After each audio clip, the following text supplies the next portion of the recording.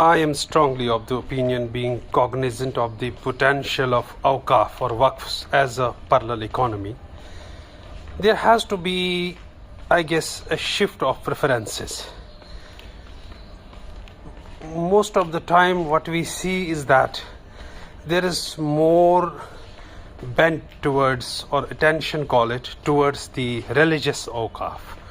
But Waqfs have two other mandates as well that usually get neglected, I guess, in the Indian context. That is philanthropic and educational aspects.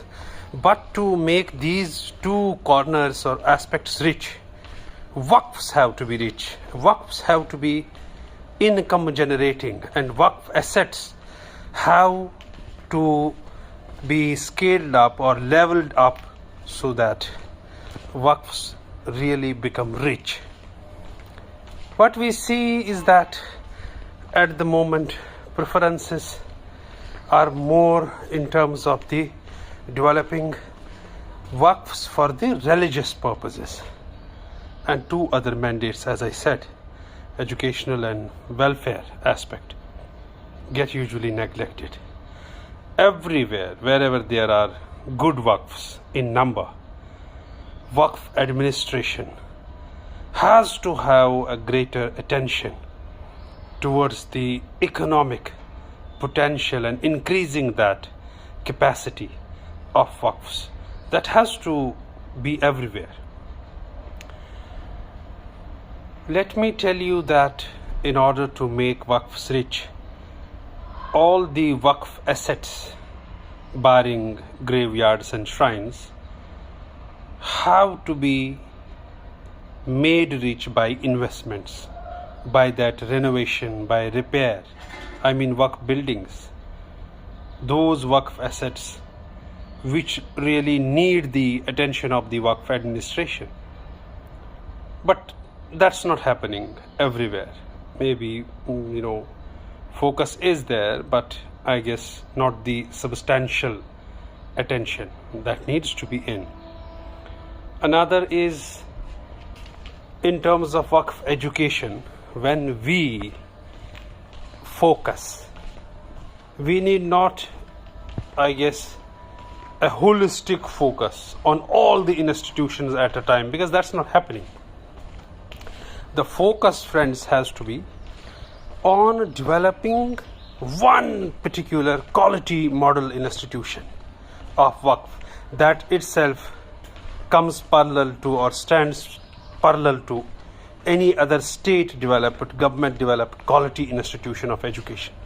Let you develop one only, that is enough, but it should emanate, it should be defined in terms of the quality of education. In terms of the welfare, include those who have not been included by the state or by the other civil society organizations like NGOs. And a meager help of rupees 300 or 500 or 1000 is not going to do the job.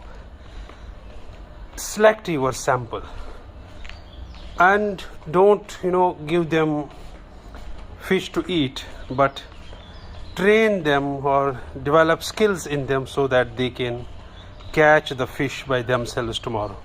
It has to be a sustainable welfare model of Waqf, not the kind of I must say kindness of Waqf. Give them food if they are hungry. This should not be the mandate anymore. Make them sustainably developed. That must be our vision, our focus when it comes to developing Awqaf in the Indian context. There are experts, I guess there are administrators, but everyone is not trained in Waqf education or Waqf studies. That too is a focus that I have been always stressing upon. And the first and foremost priority has to be, friends, of developing potentially rich Waqfs You know, maybe we are not investing much on graveyards, shrines and mosques, but fair investment on Waqf lands, good enough investment on Waqf education, that may in the near future come to fruition, that may yield, that may give us a good income.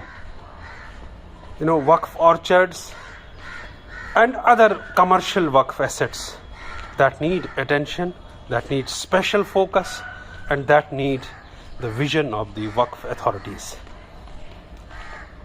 See what has been usually happening. Priorities have been more political in nature rather than Waqf oriented, and Waqf waywardness that has spread like the culture that has spread like that culture, and there is more politics and less welfare. That needs to be defined out, that needs to be chalked out, so that the route is defined, the route towards development of Awqaf first, because when you develop Waqfs first, Waqfs certainly will develop you in turn.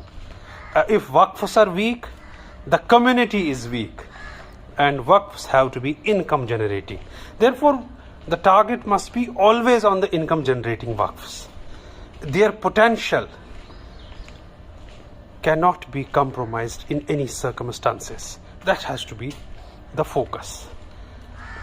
What is not at the moment. That's why I'm enumerating it here and telling you about it. Also, what I have been stressing upon is the need for learning about the best practices of Waqfs around the globe, the best strategies of Waqfs and international Waqf models. That too need our attention, friends.